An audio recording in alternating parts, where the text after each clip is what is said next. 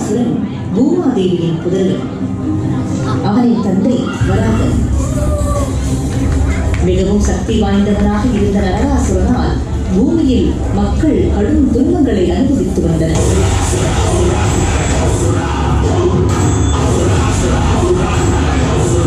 நரகாசுரன் ஒரு அடர்ந்த காட்டிற்கு சென்று தன் தளத்தினை தொடங்கினான். நாட்கள், மாதங்கள், ஆண்டுகள் கடந்து போயின.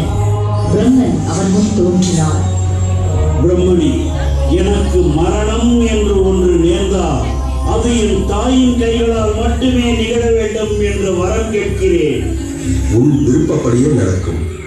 பிரம்மா அங்கிருந்து மறைந்ததும் உலகில் எந்த ஒரு தாயும் தன் மகனை கொல்ல வேண்டும் என்று நினைக்க மாட்டாள். அதுவே சாதாரண வரம் போலத்தான் என நரகாசுரன் திருப்தி அடைந்தான்.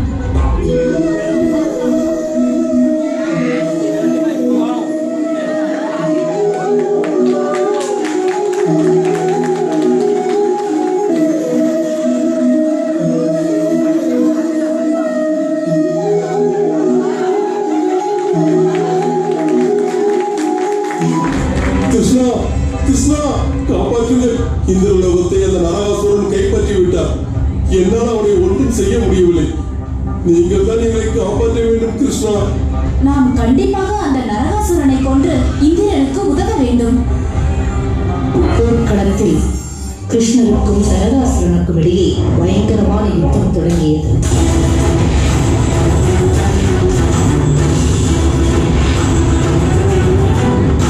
ஆத்திரமடைந்த சத்யபாமா தனது வில்லையும் அம்பையும் கையில் எடுத்தாள்.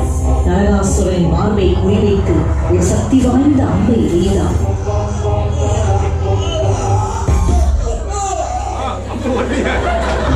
அந்த கணத்தில் தான் நரகாசுரனுக்கு தன் தாய் பூமாதேவியின் அவதாரம் தான் சத்யபாமா என்பது புரிந்தது.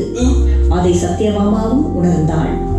நீதியை நிலைநாட்டி அமைதி திரும்பச் செய்வதற்காக தன் சொந்த மகனையே கொன்ற பூமாதேவியின் புகழ் என்றென்றும் நிலைத்திருக்கும் வகையில்தான் நரகாசுரன் மறைந்த அதே நாளில் வீடுகள் தோறும் விளக்குகள் ஏற்றப்படுகின்றன.